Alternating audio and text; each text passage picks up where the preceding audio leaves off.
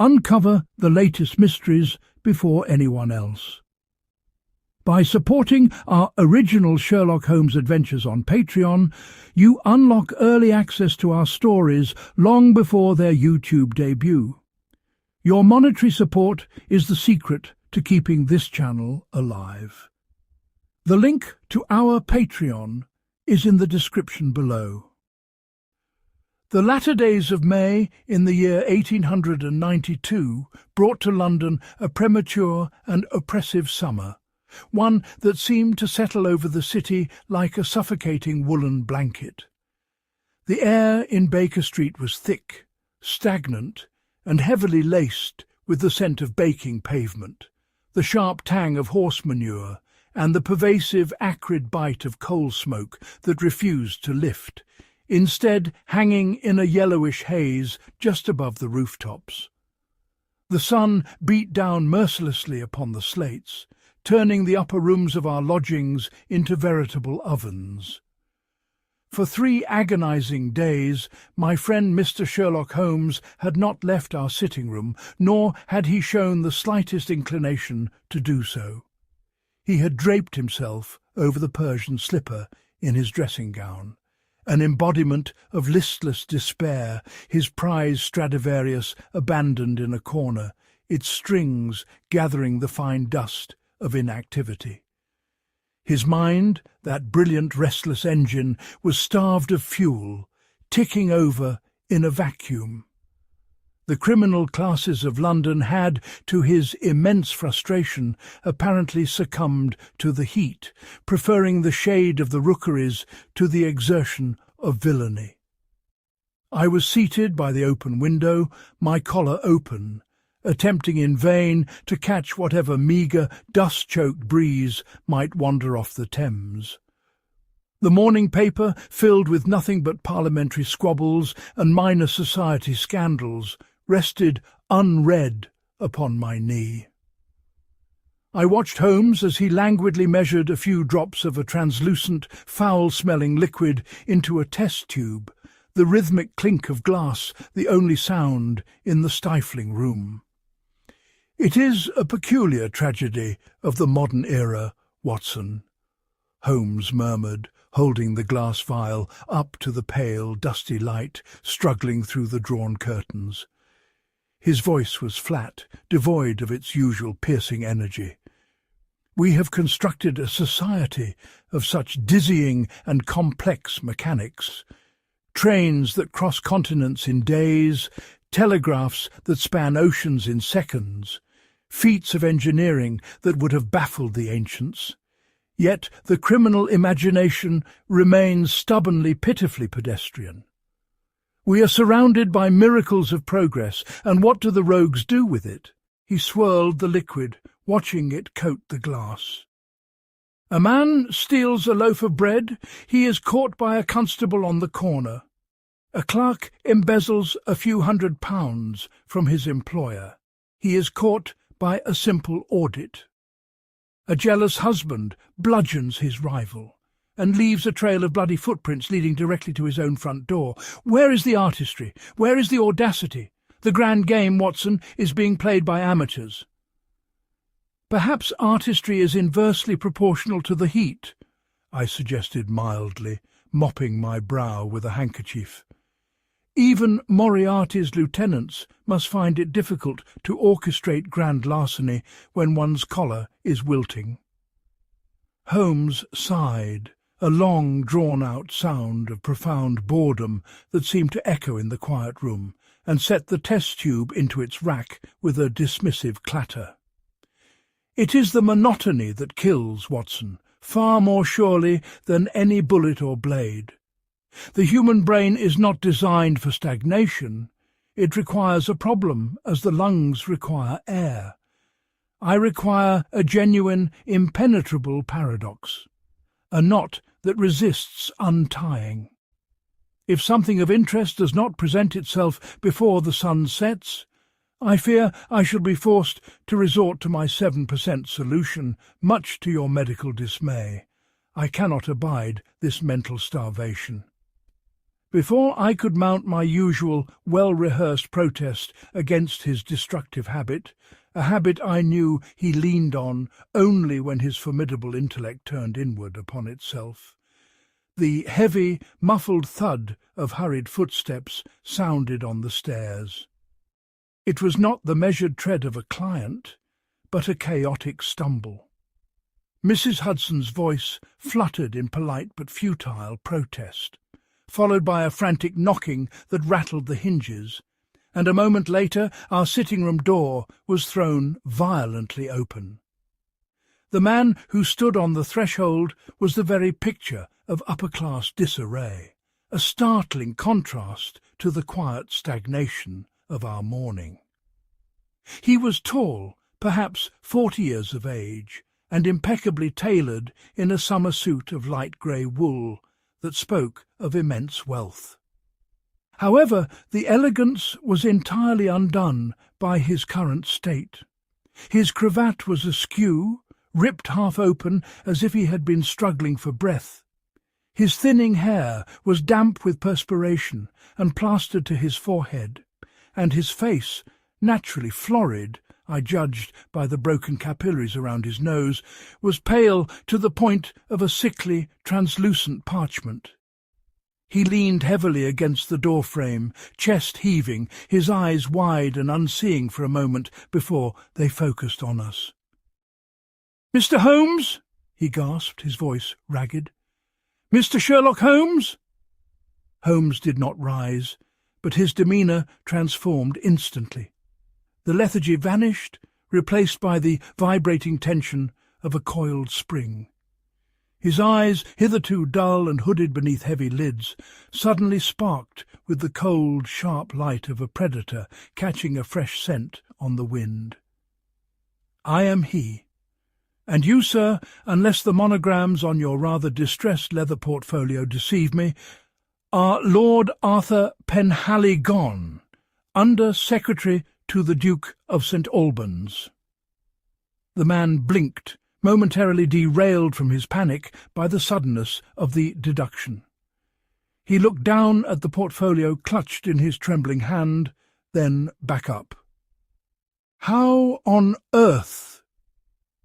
The AP stamped in silver on the Moroccan leather, the specific cut of a Savile Row tailor favoured almost exclusively by the Duke's inner circle, and the fine dust of the Dover Express, a distinct chalky white, upon your boots. You have travelled overnight without stopping, you are in a state of acute, almost physical distress, and you are gripping a crushed telegram in your left hand as though it were a lifeline over a precipice. Pray, sit down, Lord Arthur, before you faint upon my carpet. Watson, a glass of brandy for our guest, and pour it generously. I hurried to the sideboard, poured a large measure of the spirit, and pressed it into the trembling hands of the aristocrat. He drank it in a single desperate gulp, the crystal glass clinking against his teeth, coughing harshly as the liquid burned its way down his throat. He sank into the armchair opposite Holmes, running a shaking hand through his hair, his entire frame shuddering. "It is a disaster, Mr. Holmes," he croaked, finally finding his voice. "An unmitigated, incomprehensible disaster. The reputation of the Duke, my own political and social career, the very honour of our ancient house, all in ruins, completely obliterated, unless you can assist us. The police are useless. They are looking in all the wrong places." Holmes pressed his fingertips together, forming a steeple, his gaze fixed intensely on the man's face. "I am entirely at your disposal, Lord Arthur. The game, it seems, is afoot once more. What has been lost?" "The St. Albans diamonds," Lord Arthur whispered, the words carrying the heavy weight of a funeral dirge. He squeezed his eyes shut. "Specifically, the historic parure intended for the Duchess to wear at the Grand Gala in Monte Carlo next week. A necklace, earrings, and a tiara of flawless white diamonds, stones that have been in the family for generations. They are valued at a sum that I dare not speak aloud, for fear the walls themselves might hear. "And they have been stolen?" I interjected, unable to contain my curiosity. "Vanished into thin air, Mr. Holmes," Lord Arthur cried, his voice rising in hysteria. "Taken from a locked moving train without a single soul entering or leaving the compartment. It is an impossibility, a phantom crime." Holmes leaned forward, the last vestiges of the past week's depression dissolving entirely into a sharp, predatory focus. "A locked-room mystery upon a moving locomotive? Lord Arthur, you bring me water in the desert. Pray, start from the beginning and omit nothing, no matter how trivial or absurd it may seem to your distressed mind." Lord Arthur took a deep, shuddering breath, visibly fighting to compose himself under Holmes's calm, commanding gaze. "2 days ago, I was tasked with the immense responsibility of transporting the diamonds from London to the Duke's rented villa in Nice. Given the immense value of the jewels, extreme precautions were taken. I did not travel alone. I travelled alongside a trusted man, a security expert and former sergeant of the guards named Macready, a man of unshakable loyalty and formidable physical presence. We took the ferry to Calais and there boarded the Train-de-Luxe, the famous Mediterranean Express, bound for the Riviera. Holmes nodded, his eyes closed in thought. "I know it well. First-class sleeping carriages, the absolute height of luxury, operated by the Compagnie Internationale des Wagons-Lits. Solid mahogany panelling, heavy brass fittings, and compartments designed for utmost privacy and security." "Precisely," Lord Arthur confirmed, twisting his hands together. "We occupied compartment number 4 in the second carriage. I assure you, Mr. Holmes, our security was impenetrable. We left nothing to chance. The diamonds were locked inside a bespoke steel lockbox, constructed by Chubb, which was in turn bolted firmly to the floor beneath the lower berth. The box requires 2 distinct, highly complex keys to open. I held one, Macready held the other. One cannot work without its twin." "A sound precaution," Holmes noted approvingly. "Proceed." "The journey was entirely uneventful until we passed Lyon. It was late evening, perhaps 11 o'clock. The train does not stop between Lyon and Avignon, a long stretch of several hours where the express reaches its maximum speed, tearing through the dark French countryside at some 60 miles an hour. Macready and I were alone in the compartment. I secured the heavy brass bolt on the interior of our door. The window, a thick pane of safety glass, was shut and locked to keep out the coal smoke and the chill of the night air. We were sealed in a vault. "You are certain the door was bolted?" Holmes asked sharply. "I threw the heavy bolt myself," Lord Arthur insisted, his voice trembling with conviction. "And Macready checked it behind me. I heard the mechanism click into place. We then prepared for sleep. Macready, taking his duties seriously, insisted on taking the lower berth, directly above the lockbox, so that any movement beneath him would rouse him. I took the upper berth. I am a notoriously light sleeper, Mr. Holmes. The rhythmic clatter of the tracks usually lulls me, but the immense, crushing responsibility of the jewels kept me in a state of anxious half-wakefulness." Lord Arthur paused, his face growing even paler, staring blankly at the rug. "I recall waking fully at roughly 2:30 in the morning. The train was still moving at a ferocious pace, swaying heavily on the tracks. The gas lamp in the compartment had been turned down to a mere blue glimmer, casting long shadows. I heard nothing unusual, only the roar of the engine and the wind howling outside. I looked down. Macready was snoring softly in the lower berth, entirely undisturbed. "And the lockbox?" Holmes asked quietly, his eyes boring into the aristocrat. I could not see it from my vantage point in the upper berth. But when we arrived in Avignon at dawn, and the conductor knocked upon our door to bring us our morning coffee, we found the nightmare waiting for us. Lord Arthur swallowed hard, a look of pure terror crossing his features. The door was still bolted from the inside. I had to slide the mechanism back myself to admit the conductor. The window was still firmly locked. Yet when Macready went to retrieve his boots from beneath the bunk, the box was open. Holmes finished for him, a note of grim satisfaction in his voice. Not just open. The heavy steel lid was thrown violently back. The velvet cases inside were empty, scattered like rubbish. The St. Albans diamonds were gone. Silence stretched across our Baker Street sitting room, profound and heavy, broken only by the distant rhythmic clatter of a hansom cab out on the street. I looked at Holmes. He had closed his eyes, his head tilted back against the cushions of his chair, a faint, almost terrifying smile playing upon his thin lips. "The 2 keys?" Holmes inquired without opening his eyes, his voice a soft murmur. "Mine was still on the heavy chain around my neck beneath my nightshirt," Lord Arthur said, frantically pulling a long silver chain from his collar to demonstrate, the key dangling uselessly.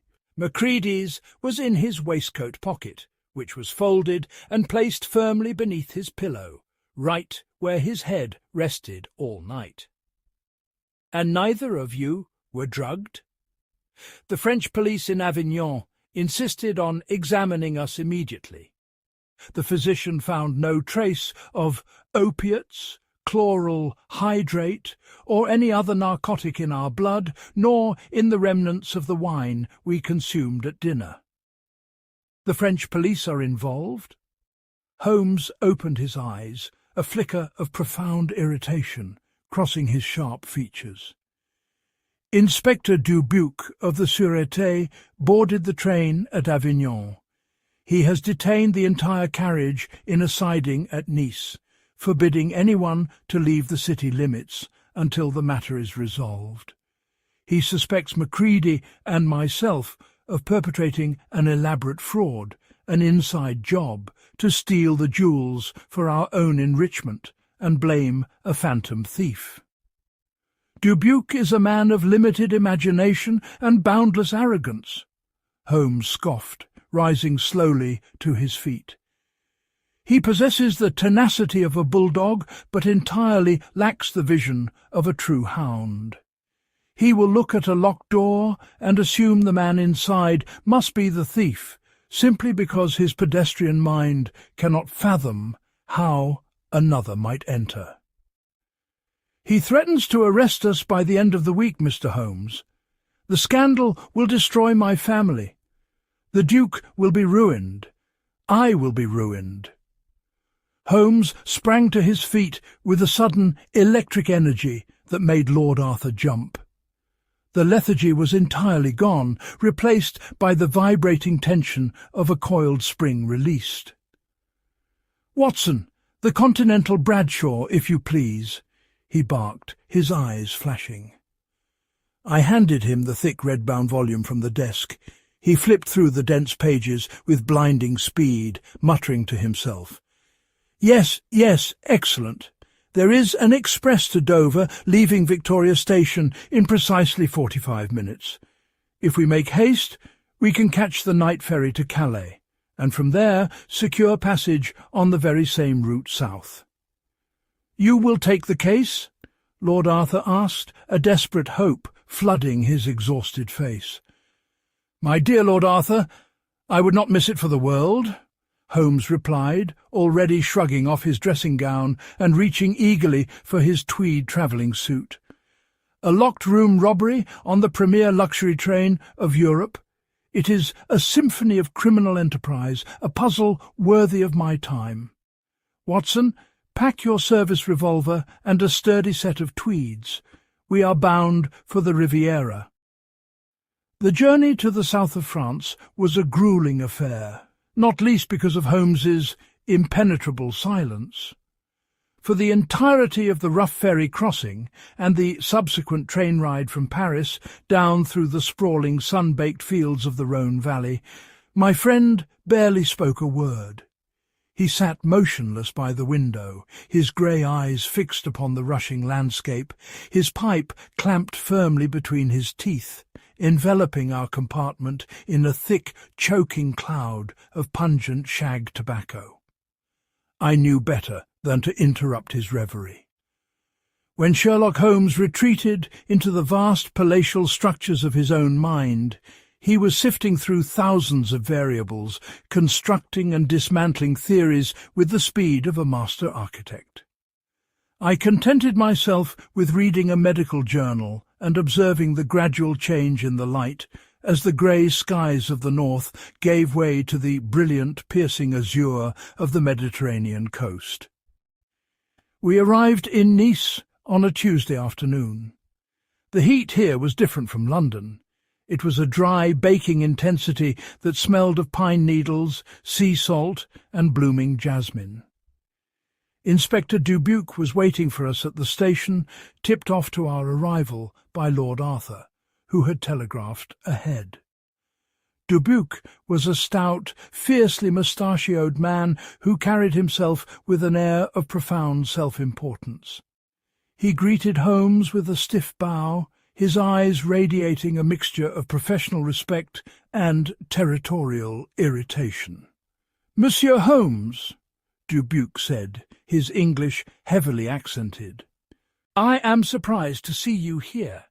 The case is, how you say, fermé, closed. It is a simple matter of internal theft." "Inspector Dubuque," Holmes replied smoothly, offering a polite but distant smile. "It is always a pleasure to observe your methods. You have arrested Lord Arthur and Mr. Macready, then?" "Not yet," Dubuque admitted, scowling. "The Duke of St. Albans exerts considerable political pressure. But it is only a matter of time. The facts are indisputable. The compartment was locked from the inside. The window was locked. Ergo, the thieves must have been inside the compartment." "A flawless piece of Aristotelian logic," Holmes murmured, "provided the premises are absolute. Have you examined the carriage?" "Exhaustively.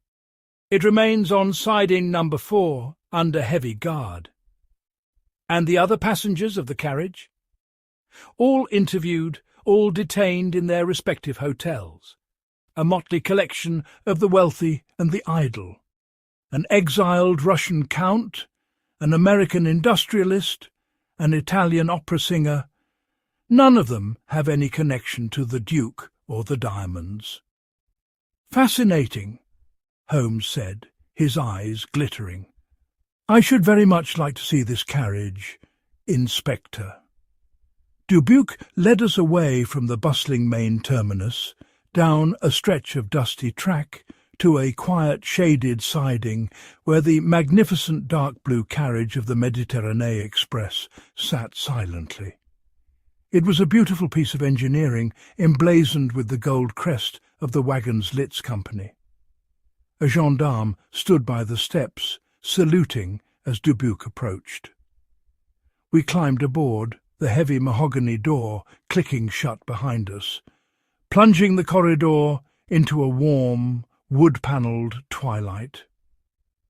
"Compartment 4," Dubuque announced, gesturing to a door halfway down the narrow corridor.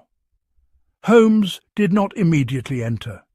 Instead, he dropped to his hands and knees, much to the French inspector's bewilderment, and began to examine the corridor floor with his pocket magnifying glass. He moved slowly, his nose practically brushing the expensive carpet, pausing every few inches to inspect a fibre or a speck of dust. "What is he doing?" Dubuque hissed to me. "Observing," I replied simply. After 10 minutes of agonizingly slow progress, Holmes stood up, brushing his knees. "The conductor, a Monsieur Renard, I presume. He walks with a slight limp in his left leg." Dubuque stared at him. "Yes. He was wounded in the Prussian War. How could you possibly—" "The wear pattern on the carpet. The left heel strikes harder and drags a fraction of an inch," Holmes said dismissively. "Let us examine the scene of the crime." We entered compartment 4. It was exactly as Lord Arthur had described, luxurious, compact, and seemingly utterly secure. 2 berths, one upper and one lower, a small wash basin in the corner. Above, a gas lamp fixture mounted into the ceiling, next to a narrow brass grille serving as a ventilation shaft. Holmes went to work with a silent, terrifying intensity. He examined the heavy brass bolt on the door, testing its slide mechanism repeatedly. He inspected the window pane, running his fingers along the rubber seals and the locking latch. He then knelt by the lower berth, examining the bespoke steel lockbox bolted to the floor. "The lock has not been picked," Holmes muttered to himself, shining a small beam of light into the keyholes. "No scratches on the tumblers. It was opened with the original keys, or exact duplicates." "Which proves my point," Dubuque said triumphantly.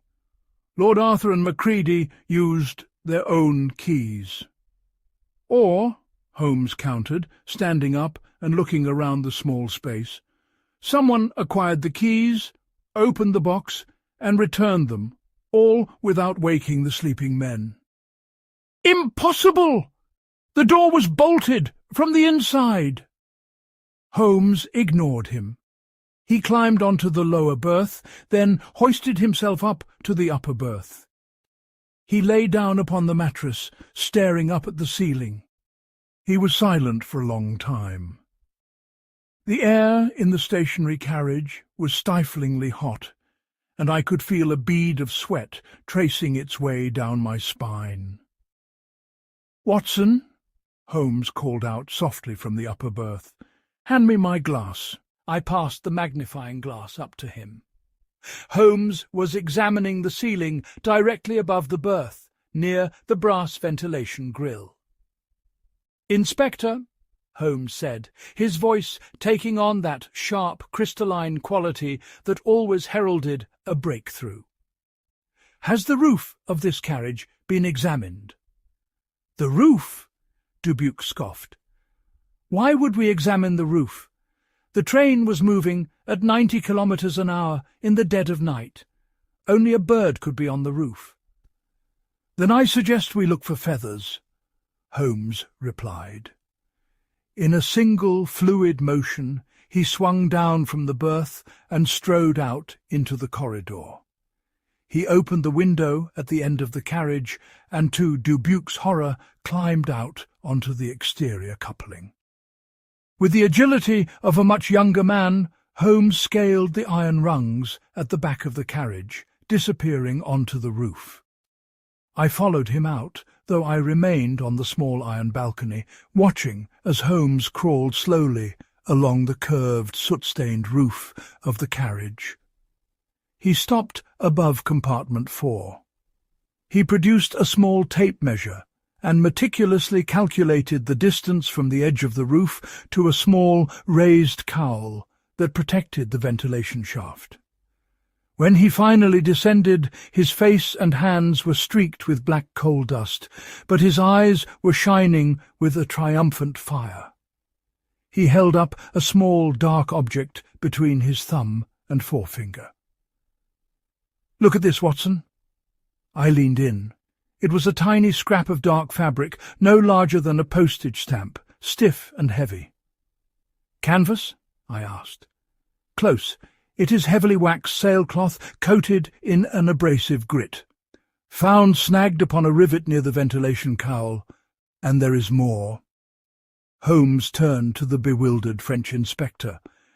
"Inspector Dubuque, upon the roof, running from the rear ladder to the cowl above compartment 4, there is a distinct pathway where the thick layer of locomotive soot has been disturbed. Furthermore, there are 3 distinct scuff marks on the painted metal, consistent with footwear designed to grip a smooth surface. Suction-soled shoes, I should wager." Dubuque turned a shade of mottled purple. "You are suggesting that a man climbed onto the roof of a train moving at 90 kilometers an hour? It is suicide." "It is daring, certainly," Holmes agreed, "but not impossible for a man with the right physical conditioning and absolute nerve." The thief boarded the train, likely hiding in the rear vestibule. When the train reached its maximum speed and the passengers were asleep, he climbed onto the roof. He navigated the wind and the sway of the carriage, reached the cowl above compartment 4, and unscrewed the grille. "But the ventilation shaft is no wider than a dinner plate," I protested. "A man cannot fit through there." "An ordinary man cannot," Holmes corrected. "But a man with a highly specific anatomical anomaly could. Have you ever studied the condition of cleidocranial dysplasia, Watson?" I searched my medical memory. "A rare congenital condition. It affects the development of the bones, particularly the collarbones. Some individuals are born entirely without clavicles." "Precisely," Holmes said, his voice dropping to a low, intense register. "Without collarbones, a man can collapse his shoulders inward to a remarkable degree. If his hips are narrow enough, he can squeeze through a space scarcely wider than his own head." Our thief slithered down the ventilation shaft, suspended himself above the sleeping Lord Arthur, and dropped silently onto the floor. The image was deeply unsettling, a human serpent dropping from the ceiling in the dead of night, suspended over the oblivious aristocrat. "Once inside," Holmes continued, "he located the keys. Lord Arthur's key was on a chain around his neck.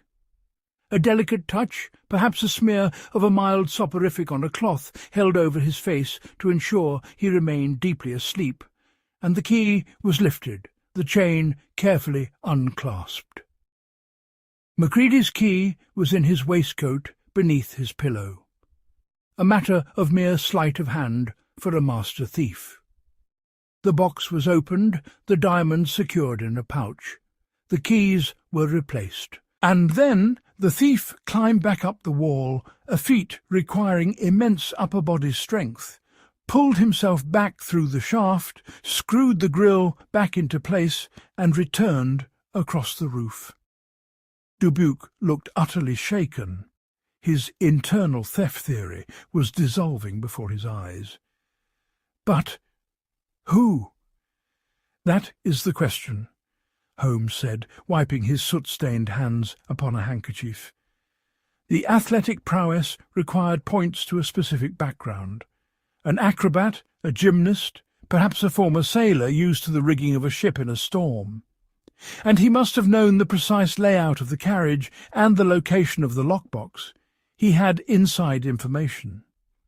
"The passenger list," I suggested. "Exactly, Watson. Inspector, you mentioned an exiled Russian count among the passengers. Count Volonsky?" "Yes," Dubuque replied, still staring at the scrap of waxed cloth. "Count Alexei Volonsky. He occupies a suite in the Hotel Negresco. A very wealthy man, seemingly above reproach." "Wealth is often the greatest camouflage for avarice," Holmes noted.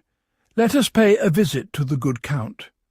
But first, a bath and a change of clothes are in order. I cannot confront a Russian aristocrat smelling of the London and North Western Railway.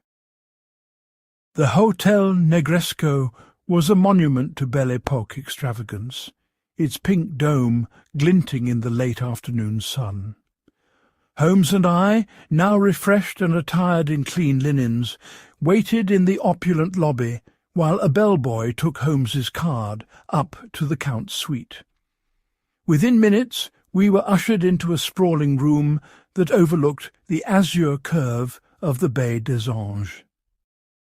Count Volonsky stood by the open French doors. He was a striking man, perhaps in his late 40s, tall and incredibly lean, with high aristocratic cheekbones and hair the colour of polished steel. He held a long Russian cigarette in a silver holder. "Mr. Sherlock Holmes," the Count said, his English flawless, tinged with a smooth, dark accent. "Your reputation precedes you, even across the steppes. To what do I owe the honour of this visit from the great English detective? I am assisting the Sûreté in the matter of the St. Albans diamonds, Count Volonsky," Holmes replied, taking a seat without waiting to be asked. He crossed his long legs, entirely at ease. "Ah, yes, the great train robbery," the Count sighed, a delicate plume of blue smoke escaping his lips. "A terrible business.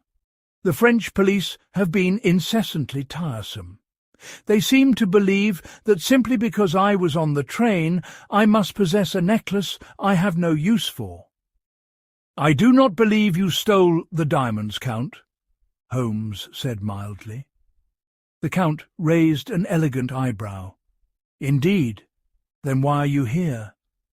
"I believe you employed the man who did." The temperature in the room seemed to drop 10 degrees. The Count's expression remained perfectly serene, but his eyes hardened into twin chips of flint. "That is a very dangerous accusation, Mr. Holmes." "I rarely make safe ones," Holmes replied. He leaned forward, his gaze locking onto the Russian. "You are an exiled nobleman, Count. The Tsar confiscated the majority of your estates 3 years ago. Your lifestyle here in the Riviera is lavish, yet your accounts in Paris are drawing precariously low. You require capital. When you learned that the St. Albans diamonds were to be transported on the Mediterranee Express, you saw an opportunity to replenish your coffers." "Fairy tales," the Count murmured, taking another drag of his cigarette. "You possess a brilliant strategic mind, Count, but you lack the physical capability to execute the theft yourself. You required a specialist, a man with a unique physiological advantage and the agility of an ape." Holmes paused, letting the silence stretch. "Where is Gaston, Count?" For a fraction of a second the Count's hand tightened around his cigarette holder. It was a microscopic tell, but to Holmes it was a shouting confession. "I have no idea who you are talking about." "I am talking about Gaston," Holmes said, his voice dropping to a conversational murmur that was somehow more threatening than a shout. "Your personal valet, the man who travelled with you from St. Petersburg, the man who, prior to his employment with you, performed in the Cirque d'Hiver in Paris as le serpent sans os, the boneless snake, a contortionist of unparalleled skill, a man born without collarbones." I gasped, the pieces violently clicking together in my mind. "I examined the passenger manifest and the staff lists before we came here," Holmes continued relentlessly. "Gaston was listed as your attendant on the train, yet he is not in this suite. He is not in the hotel. Where has he gone with the diamonds, Count?" Count Volonsky slowly walked to a silver tray on a side table and crushed out his cigarette. When he turned back, the aristocratic veneer was gone, replaced by the cornered ferocity of a wolf. You are a clever man, Holmes, but cleverness is not proof. You have nothing, no diamonds, no Gaston, just a theory spun from soot and thin air. I have the wax canvas from Gaston's climbing shoes, Holmes corrected. I have the physical impossibility of the crime that points exclusively to his unique physiology. And most importantly, I have the telegram I dispatched to the border police at Ventimiglia an hour ago. Gaston is attempting to cross into Italy. A man fitting his description, carrying a heavy valise, was detained at the border 20 minutes before we arrived at this hotel. I suspect the Italian Carabinieri are currently prying open a lockbox containing the St. Albans parure. The colour finally drained from the Count's face. He sank into a velvet armchair, the fight entirely leaving him. "He was supposed to wait," the Count whispered, staring at his hands. "He was supposed to hide the diamonds in Nice until the police lost interest. The fool panicked. He wanted his share immediately to flee to Naples. The tragic flaw of all criminal conspiracies, Count," Holmes said, standing up. "There is no honour among thieves, only a shared paranoia. Inspector Dubuque is waiting in the lobby with 3 armed gendarmes. I suggest you go quietly. The French courts may show leniency if you cooperate fully." The return journey to London was vastly different from our outward trip. The oppressive heat of the Riviera faded behind us, replaced by the cool, comforting drizzle of the English Channel. Lord Arthur Penhaligon and the bewildered Macready were released with profound apologies from the French authorities. The Duke of St. Alban's precious diamonds firmly secured in a bank vault in Nice, awaiting a heavily armed escort. Holmes was in excellent spirits. The lethargy that had plagued him was entirely banished, replaced by a quiet, humming satisfaction.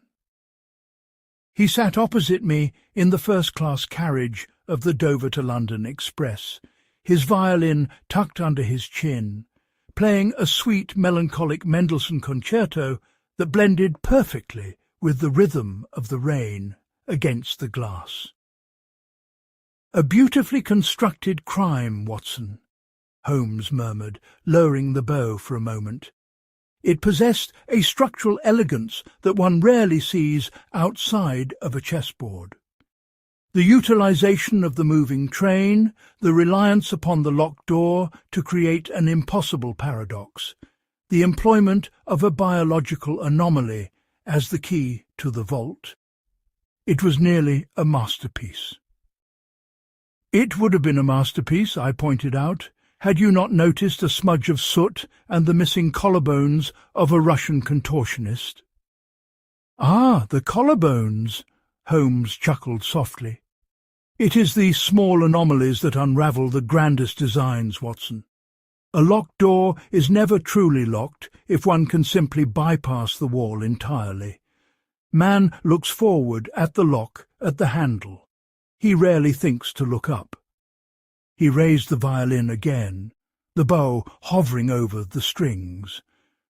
"The criminal mind is a labyrinth, my dear doctor, but every labyrinth has a thread if one has the patience to find it in the dark." And with that Sherlock Holmes closed his eyes and let the music fill the carriage, the rhythmic clatter of the tracks carrying us home to Baker Street, leaving the mysteries of the Riviera far behind in the smoke and the setting sun.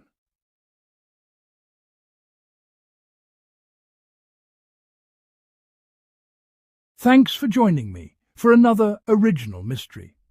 Do not forget to check out our Patreon down below to support the channel.